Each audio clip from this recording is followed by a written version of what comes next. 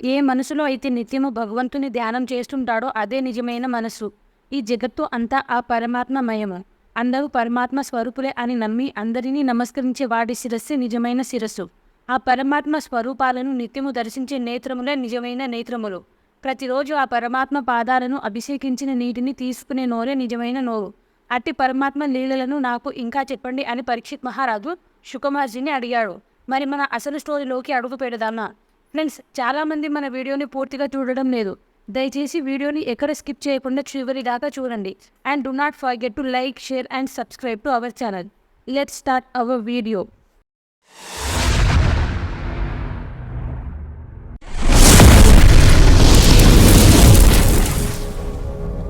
పరీక్షిత్ మహారాజు అడిగిన ప్రశ్నలకు జవాబుగా శుక మహర్షి ఇలా అన్నాడు.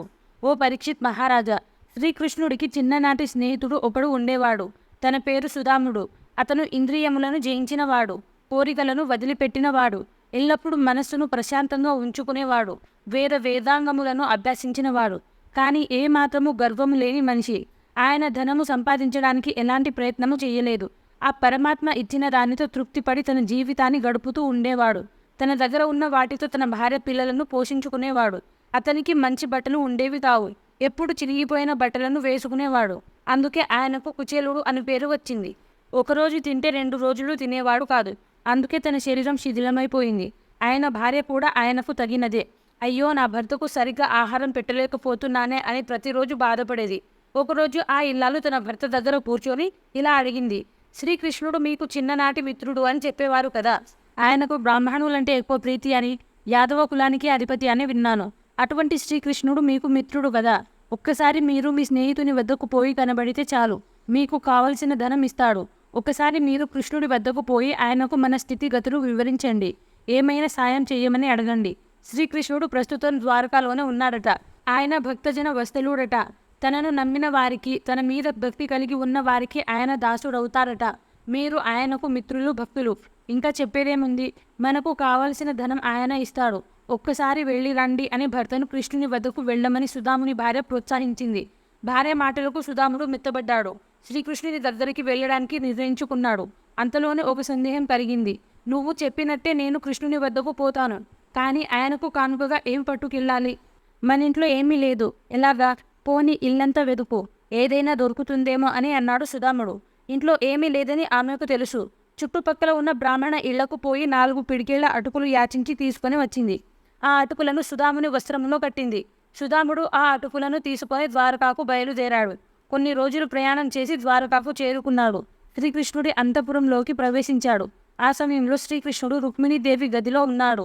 అల్లంత దూరం నుండి సుదామునిని శ్రీకృష్ణుడు చూశాడు. తన ఆసనము నుండి లేచి సుదాముని ఎదురుగా వెళ్ళాడు. సుదామునిని ఆప్యాయంగా కౌగిలించుకున్నాడు. చాలా రోజుల తరువాత కలుసుకున్న మిత్రుని కౌగిట్లో శ్రీకృష్ణుడు అమితమైన ఆనందంలో మునిగిపోయాడు. కళ్ళ నుండి ఆనంద బాష్పాలు జాలువారాయి. శ్రీకృష్ణుడు సుదామునిని ఒక ఆసనం మీద కూర్చోబెట్టాడు. సుదాముని కాళ్ళు కడిగి తల మీద చెల్లుకున్నాడు. చందనము, కుంకుమ, అక్షింతలతో సుదాముని పాదాలను పూజించాడు. సుదామునికి గోవులను దానంగా ఇచ్చాడు. రుక్మిణీదేవి చామరము తీసుకొని సుదామునికి పరిచర్యలు చేస్తూ ఉంది.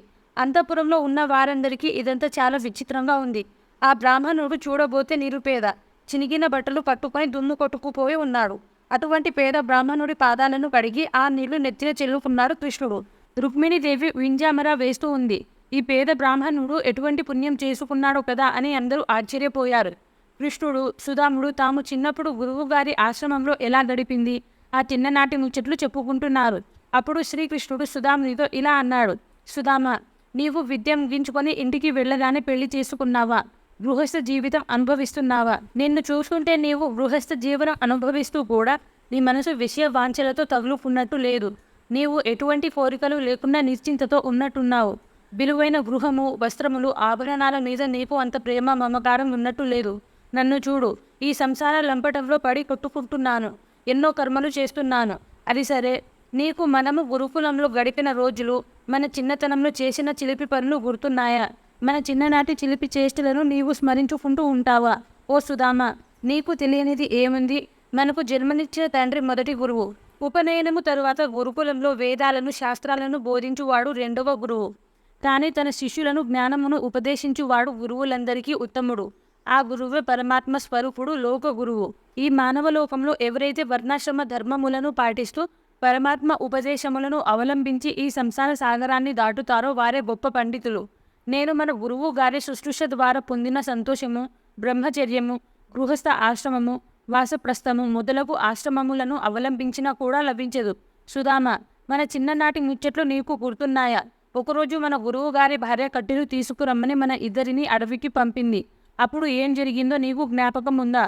అప్పుడు ఒక పెద్ద గాలివాన వచ్చింది. మేఘాలు గర్జించాయి. ఉరుములు, మెరుపులు. మనం ఇద్దరం భయపడి ఒక చెట్టు కింద వణుకుతూ తలదాచుకున్నాము. అప్పటికే చీకటి పడింది. ఆకాశమంతా మేఘాలతో కప్పుకుపోయింది. మనకు ఏమీ కనబడలేదు. నీళ్ళంతా నీళ్లతో నిండిపోయింది. ఎక్కడ గుంట ఉందో, ఎక్కడ ఊబి ఉందో కనబడలేదు. నీళ్లతో నిండిన అడవిలో ఆ కాలరాత్రి ఆ గాలివానలో మనం వచ్చిన దారి మర్చిపోయాము. ఒకరి చేతులు ఒకరం పట్టుకొని భయంగా గడిపాము. ఇదంతా నీకు గుర్తుకు ఉంది కదా? ఆ రాత్రంతా అలా వానలో తడుస్తూ చీకట్లో గడిపిన తరువాత తెల్లవారు మన గురువు అయిన సానిపుడు గారు మనలను వెతుక్కుంటూ వచ్చాడు. ఒక చెట్టు కింద మనలను చూసి, కుమారులారా, మీరు నా గురించి కట్టెలు తీసుకురావడానికి ఈ అడవిలోకి వచ్చి నానా అవస్థలు పడ్డారు. గురువు గారి కోసం ఇంత కష్టపడ్డ మీకు నేను ఏం ప్రత్యుపకారం చేయగలను? మీ ఇద్దరికి నాకు వచ్చిన విద్యలు అన్నీ నేర్పిస్తాను. వేద శాస్త్రములు అన్నీ అధ్యయనం చేయిస్తాను. మీ ఇద్దరిని పరిపూర్ణ విద్యావంతులను చేస్తాను అని చెప్పాడు కదా. సుధామ, మన చిన్ననాటి విషయాలన్నీ నీవు గుర్తు చేసుకుంటూ ఉంటావా? మానవుడికి గురువు గారి అనుగ్రహం ఉంటే జీవితం అంత ప్రశాంతంగా ఉంటుంది అనడంలో సందేహం లేదు కదా అని ఆప్యాయంగా తమ చిన్ననాటి సంగతులు గుర్తు చేసుకున్నాడు శ్రీకృష్ణుడు. ఆ మాటలకు సుధాముడు ఇలా అన్నాడు. మిత్రమా, నీ వంటి మిత్రునితో గురుకులంలో విద్య నేర్చుకోవడం నేను చేసుకున్న పూర్వజన్మ సుకృతం. నీతో పాటు విద్యాభ్యాసం చేయడం కన్నా నాకు జీవితంలో కలిగే అదృష్టం, సంపద, సౌభాగ్యం ఇంకేముంటుంది చెప్పు? పరమాత్మ స్వరూపుడైన నీవు ఒక సామాన్య విద్యార్థి అయిన నా వంటి సామాన్యుడితో పాటు విద్యాభ్యాసం చేయడం కన్నా విచిత్రమేముంటుంది అని అన్నాడు సుధాముడు. అని శుక మహర్షి పరీక్షిత్ మహారాజుకు సుధాముడు శ్రీకృష్ణుడు వద్దకు రావడం గురించి వివరించాడు. ఓ పరీక్షిత్ మహారాజా, తన చిన్ననాటి మిత్రుడు సుధామునిని చూసి కృష్ణుడు పెద్దగా నవ్వుతూ ఇలా అన్నాడు. మిత్రమా, నా కోసం నన్ను చూడడానికి ఇంత దూరం వచ్చావు కదా. మరి ఈ చిన్ననాటి మిత్రుడికి కానుకగా ఏమి తెచ్చావు? నీవు నా మిత్రుడవు, నా భక్తుడవు. నీవు నాకు ఎంత చిన్న కానుక తెచ్చినా దానిని అపురూపంగా స్వీకరిస్తాను.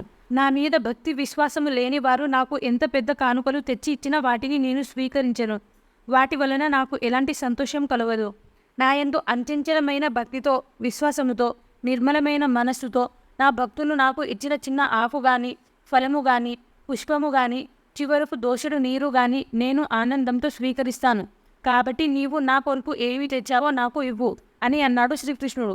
కృష్ణుడు ఆ మాటలు అనగానే సుధాముడు సిగ్గుతో తల వంచుకున్నాడు. తాను తెచ్చిన 4 పిడికిళ్ల అటుకులు ఇవ్వడానికి సంకోచించాడు. అప్పుడు కృష్ణుడు తనలో తాను ఇలా అనుకున్నాడు. నా మిత్రుడు సుధాముడు ఇన్నేళ్లుగా నా దగ్గరకు రాలేదు, నన్ను ఏమీ అడగలేదు. కానీ ఇప్పుడు వచ్చాడు. అది తన భార్య బలవంతంతో వచ్చాడు. ఈ పేద బ్రాహ్మణుడికి అనంత ఐశ్వర్యములు ప్రసాదించడం నా ధర్మం అని అనుకున్నాడు కృష్ణుడు. చిలిపిగా సుధాముని నడుము చుట్టూ చేయి పెట్టి తడిమాడు. నడుముకు కట్టుకున్న అటుకుల మూట కనబడింది. సుధామ, ఏమిటయ్యా ఇది?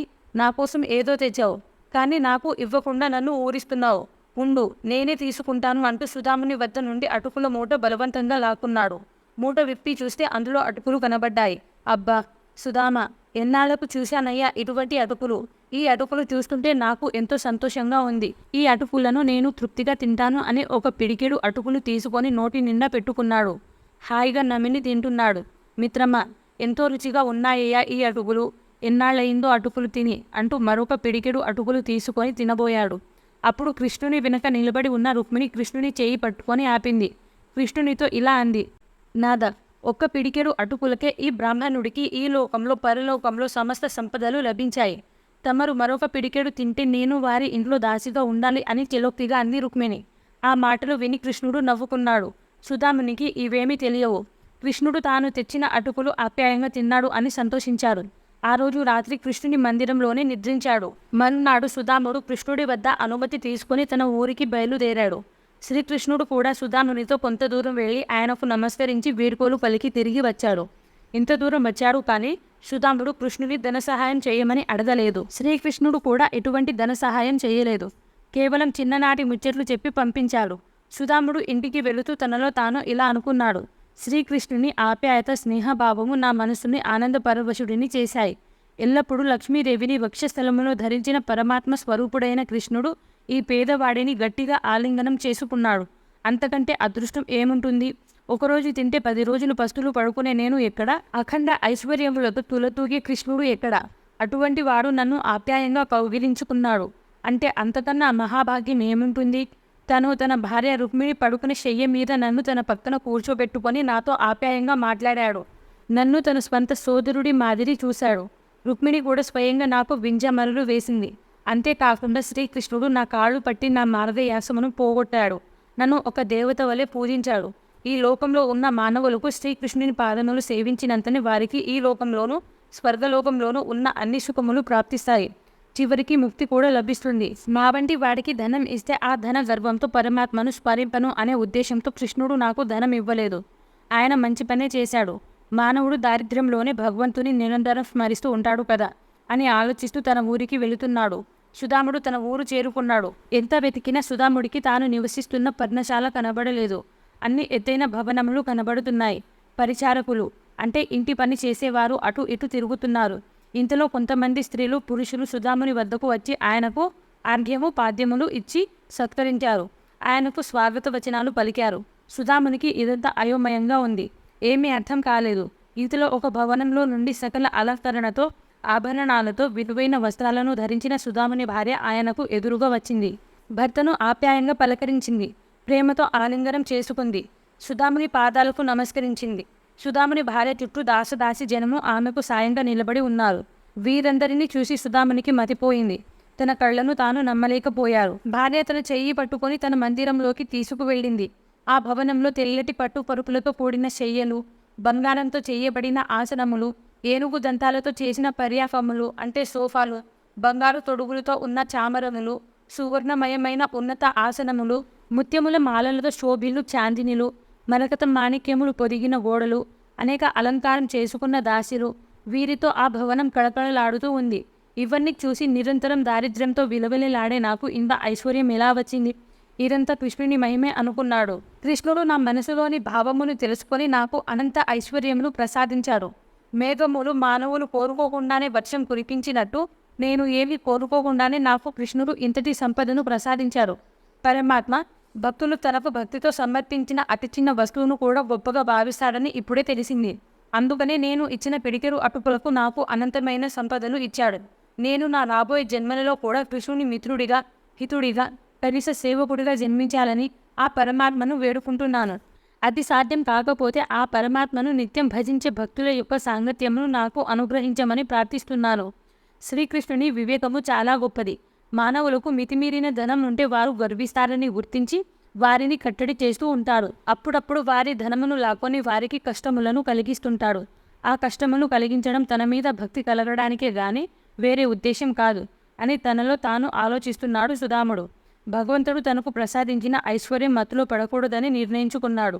ఆ ఐశ్వర్యంను అనాసక్త భావంతో అనుభవిస్తున్నాడు. ఓ పరీక్షిత్ మహారాజా, చూసావా తన చిన్ననాటి మిత్రుడికి కృష్ణుడు ఎంత సాయం చేశాడో? పరమాత్ముడికి మంచి ప్రవర్తన గల బ్రాహ్మణులే దైవంతో సమానం. ఆ ప్రకారంగా సుధాముడు కృష్ణుడు ఇచ్చిన ఐశ్వర్యమును ఏమాత్రం ఆసక్తి అహంకారం లేకుండా అనుభవించి మరణానంతరం ముక్తి పొందాడు. ఈ సుధాముని చరిత్రను విన్నవారు, అధ్యయనం చేసిన వారు భగవంతుని మీద భక్తి కలిగి ఉంటారు. ఈ సంసారం నుండి విముక్తి పొందుతారు అని శుక మహర్షి పరీక్షిత్ మహారాజుకు సుధాముని వృత్తాంతంను వివరించాడు. వీడియో నచ్చితే లైక్ చేసి మన ఛానల్ని సబ్స్క్రైబ్ చేసుకోండి. Thanks for watching.